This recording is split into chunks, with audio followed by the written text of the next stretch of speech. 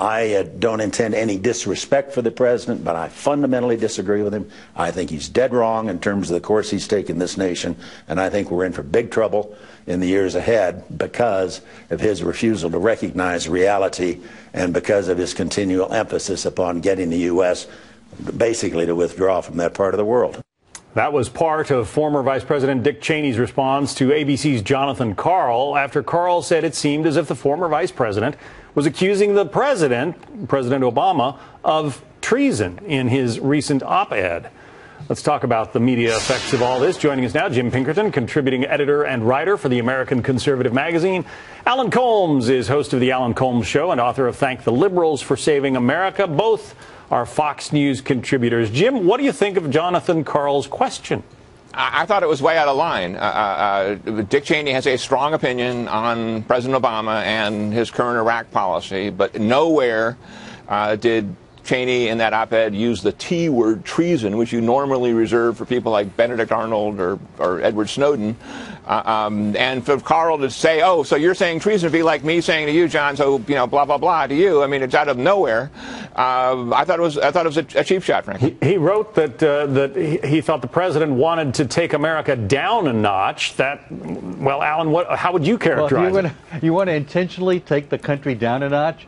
I think that's a fair question. I don't even know why they put Cheney on in the first place. This is a guy who said we're in the last throes of the insurgency years and years and years ago. Continued to link Iraq with al-Qaeda, which was false, continued to make false statements. He continued to be wrong about the Iraq war, as Megyn Kelly put to him the other night when he was on Fox FNC. Why do we continue to have to watch this person pontificate when he's been so wrong consistently about this war? Well, let me put forward to you, Alan, another quote from another former George W. Bush 43 official, Elliot Abrams, who was the deputy national security advisor, wrote this in Politico. He says, the Middle East that Obama inherited in 2009 was largely at peace after the surge in Iraq that had beaten down the al-Qaeda-linked groups. The U.S. relations with traditional allies in the Gulf, countries like Jordan, Israel, and Egypt were very good. Iran was contained. Today, terrorism has metastasized in Syria and Iraq.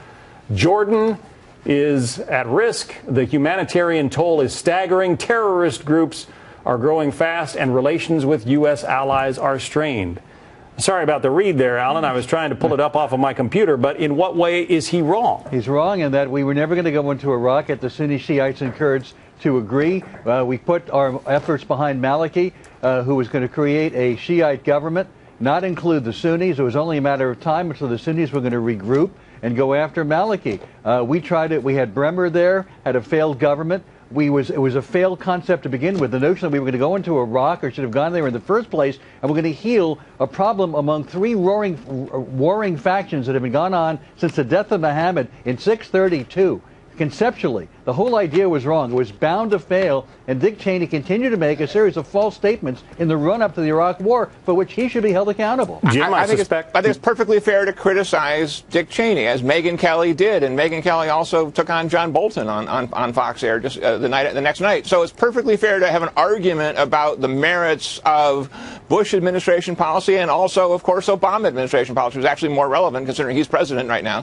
The issue, though, as John put it up, is should you take a criticism and say, oh, so you're accusing me of being a traitor? That is just an escalation. It's what you do in this world, in the media, unfortunately, to get clicks, to get eyeballs, to create controversy. You throw around the hottest possible language like treason, and I think it's unfortunate. I think it was unfair to Cheney. Dick Cheney accused the president of intentionally wanting to take the country down a notch, and then when questioned by Jonathan Karl, actually says, "I meant no disrespect." Those two statements do not comport with each other. To say I want America to be weaker is not the same as betraying the country. There's plenty of people who think America has too big a military and want to cut the military and want to reduce foreign aid. There's plenty of people with a lot of opinions on a lot of topics, including things that would reduce America's America's footprint around the world, you don't accuse them of treason unless, of course, they give their secrets to the British or the Russians. The president, Alan, the president did come into office suggesting that America has too big a footprint and gets too muddied up in too many events around the world. He was right, because we shouldn't have gone into Iraq the way we've gone. We shouldn't have been in Afghanistan for 12 years.